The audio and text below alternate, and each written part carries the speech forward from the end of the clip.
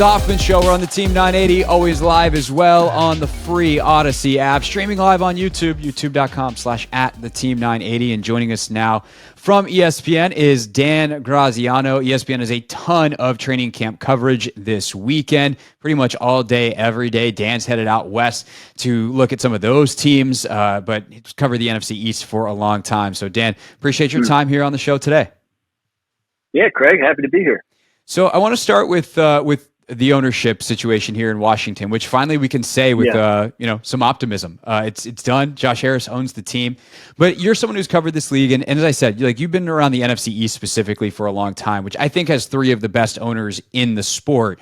Three very different owners in the Maras and the Rooneys in New York, and then obviously Jeffrey Lurie in Philly, and then Jerry Jones in Dallas. Could not be more different, especially Jerry compared to the other two, but they all accomplished the job of being an NFL owner in a successful way. So what do you think that they do well as owners that is truly like their role that Josh Harris needs to do to be successful here in DC? Well, I tell you, that it's an interesting spectrum, right? Like Jerry Jones is obviously the out front salesman, right? He's also the GM of the team, like incredibly involved. Reporters talk to him first after the game instead of the coach. Right. So that's one way to do it. He's been very successful in terms of, the business side of it and keeping the Cowboys brand strong. They haven't won in quite a while, but early in his tenure they did. Jeffrey Lurie in Philadelphia has done a very good job, identifying and hiring people in positions of leadership, right? That can, keep the team strong, keep it as a Super Bowl contender, which it has been in recent years. And then the Maras, and the Tishes in New York, they've got a little bit of the last few years haven't really necessarily crushed it in terms of the coaching decisions and all that kind of stuff, but they may have hit on something here with Brian Daboll.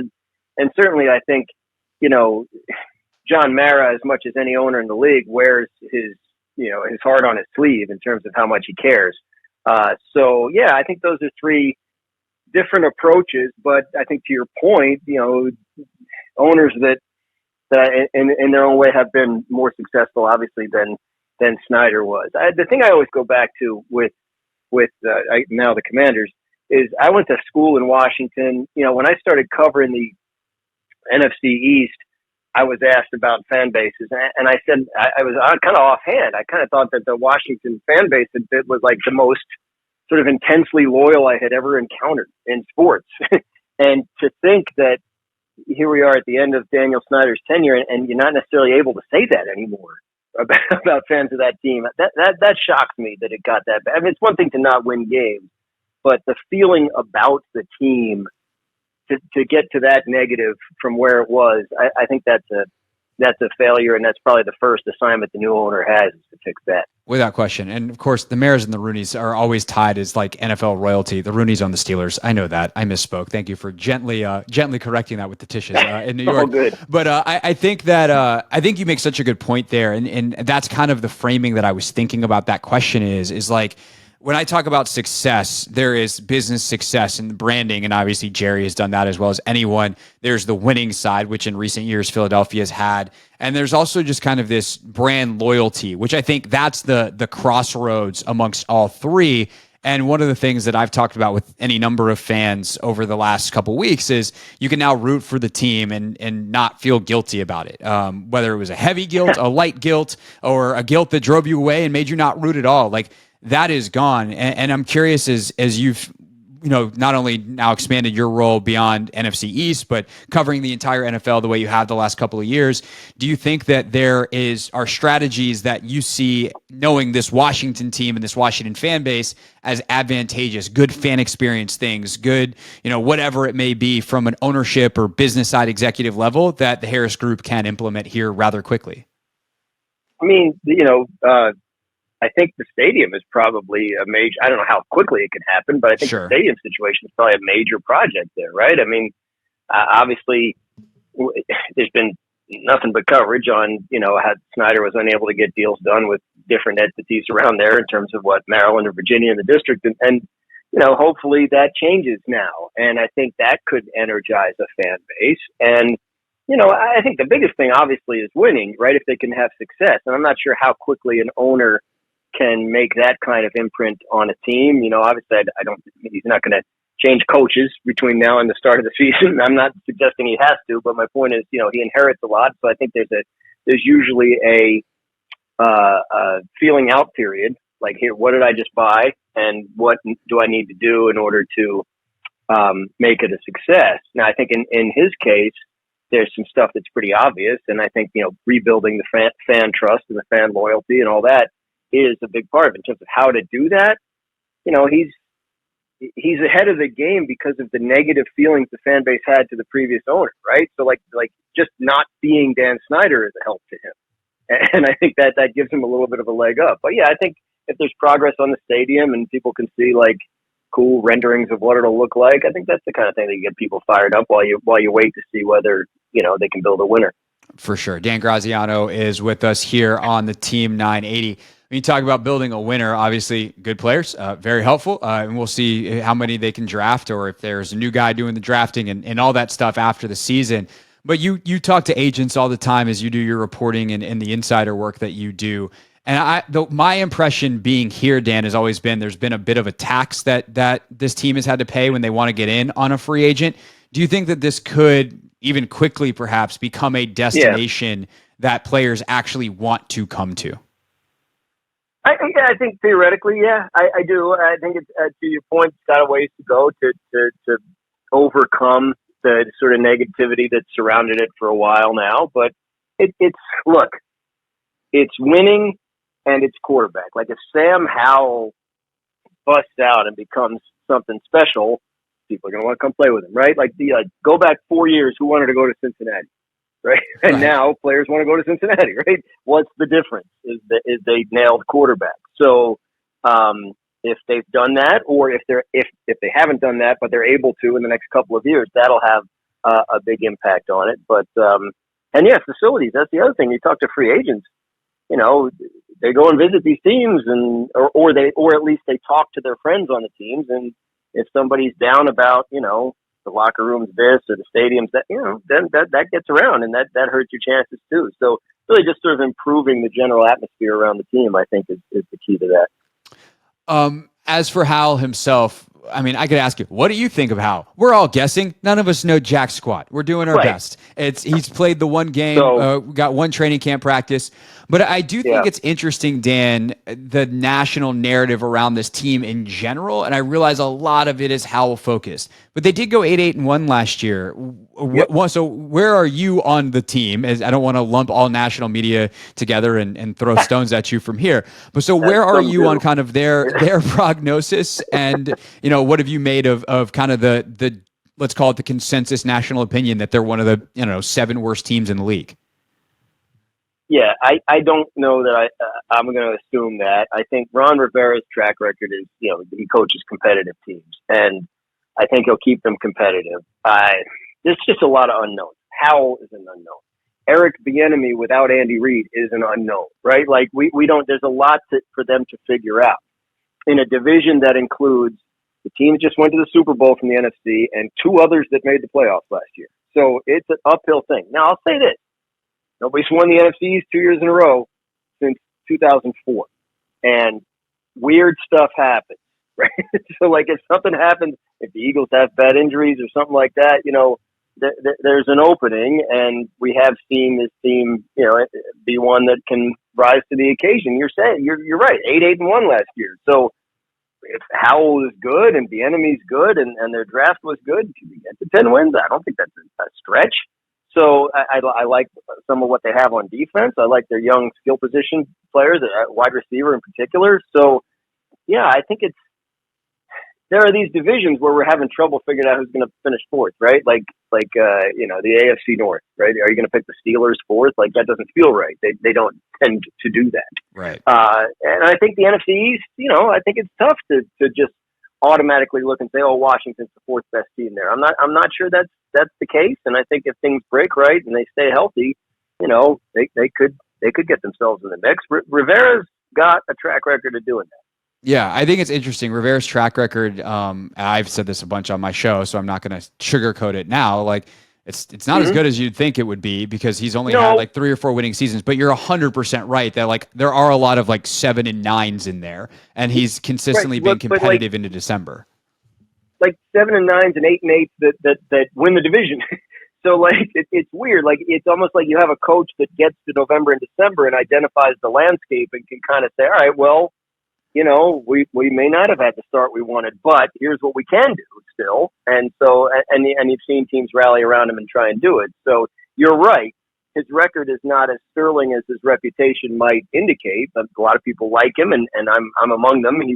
He's well regarded and well respected and well liked. But he has also, you know, shown an ability to kind of lug a so-so team into the playoffs from time to time. And again, not saying this year's Washington team is going to be so-so. I think it might be a little better than expected. And if that's the case, then yeah, he might be the kind of guy that can do something with it. For sure. 2 things that can be true at once. Dan Graziano, ESPN NFL Insider, with us here on the Hoffman Show. Again, ESPN celebrates the Back Together weekend with special editions of NFL Live on Saturday and Sunday. And then Dan headed out on a training camp tour across the West Coast, so you can watch his coverage all next week on all of ESPN's platforms.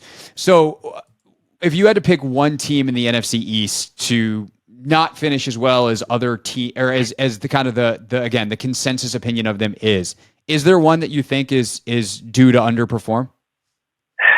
I think, I think you could make the case for any of them. I mean, the Giants, there's this sort of, it's become kind of a thing people are saying now. Like they could be better, but finish with a worse record, right? Because their schedule's tougher. Sure. And you know, they got healthy seasons from both Daniel Jones and Saquon Barkley last year. Those are not common. And if they don't get healthy seasons from both of those guys again this year, then they could struggle.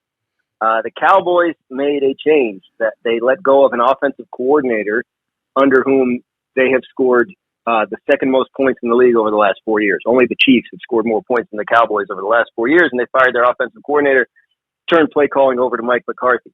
That's a red flag for me. Maybe he nails it, but I'm a little concerned in terms of, you know, why mess with a thing that's kind of working. I am standing with you right next to you, also waving my red flags on that one. Oh yeah, so I think there's and the Eagles. Yeah, the Eagles are great. I think they should be great. They had great injury luck last year, and that doesn't always repeat year to year. But maybe their training staff is especially good, and they have a lot of depth. So they deserve to be the favorites. But man, there are always teams that are worse than we think they're going to be, and there are always teams that are better than we think they're going to be, and that's the fun of it all. For sure. Barkley reports to camp he's got a slightly sweetened deal, especially after everything that he said. He goes on the podcast and is, saying, basically like, watch what happens when I don't show up. See if they miss me. He didn't follow through on that. Were you surprised at that? And what does that mean for kind of the resiliency of the running back market and their ability to get more out of it in the future? I think it didn't help anybody, right? Like, I mean, you say slightly sweetened deal, I think you're being generous. The incentives are not automatic by any stretch, and the salary did not rise at all. They just moved some of it up into an upfront bonus. So I feel like he got to the point where he was out of leverage. He wasn't going to sit out, obviously. So he's like, all right, fine, I lost. I'm going to take what's there, and then hopefully next year's different. And that does not help Josh Jacobs get a deal. It doesn't help Jonathan Taylor get a deal. It's not going to help Najee Harris get a deal next year. Like the running back situation is not good. Market factors are dictating that teams shouldn't pay these guys at the top of the market. That it's a reset. It's happening over a period of time. The Chiefs just won the Super Bowl with a 7th-round rookie at running back. Teams don't want to commit major resources to that position. What did the Giants do today? They signed their left tackle to a huge deal. Right? Like that's a position where teams are okay spending. Quarterback, edge rusher, wide receiver, running back in a salary cap league. If you're going to spend big at some positions, you're going to have to find other positions where you don't. And running back has obviously become one of those. It's unfortunate for these guys, but I'm not sure what they can do to fix it. No, I agree with you. I think the market is just puts them in a really bad spot. And kind of the prime example is one of the teams that you will see next week, which is the Chargers. Austin Eckler shows up because what else is he going to do? And by the way, I do find it hysterically funny that Eckler is one of the guys leading the charge here when he is the prime example of why you don't pay a running back. Hey, you mean the Right? undrafted guy that came in and was awesome? Cool. But Right. then They took Melvin Gordon's job when Right. Gordon was 27. I mean, like the whole thing is like Eckler's the exact example of this. You're right. So he comes into camp, doesn't hold out after, getting a little bit more money. And again, like very little bit more money in the spring. And then they give Justin Herbert this monster extension on the eve or maybe on the first day of training camp. I don't know when their camp exactly opened.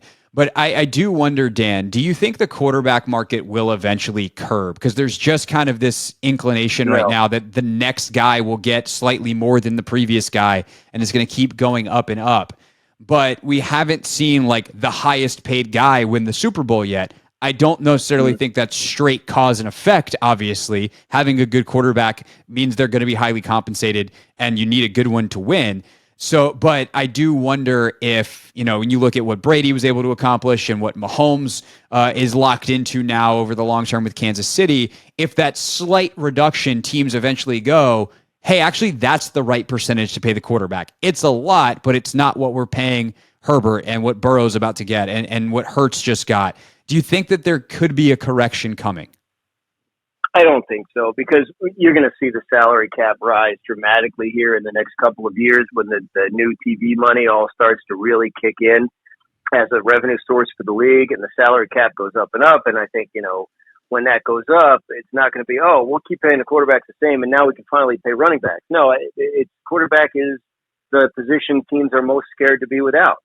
And that's why you see number 1, number 2, number 3 draft picks spent on quarterback. And it's why you see them making more money than anybody else. No, I don't think so. I think it is going up incrementally, which is fine. That happens at other positions too. Like wide receiver took a big jump last year, but fundamentally, like most of the time, the highest paid guy at a certain position will be just a little bit above the last guy to get paid before him, and so on and so forth. And I think that's what's happened at quarterback. It's just the numbers started out bigger.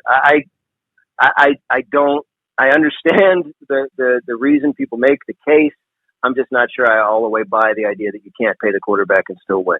For sure. And last thing I'll ask you about that, and last thing I'll ask you in general is this.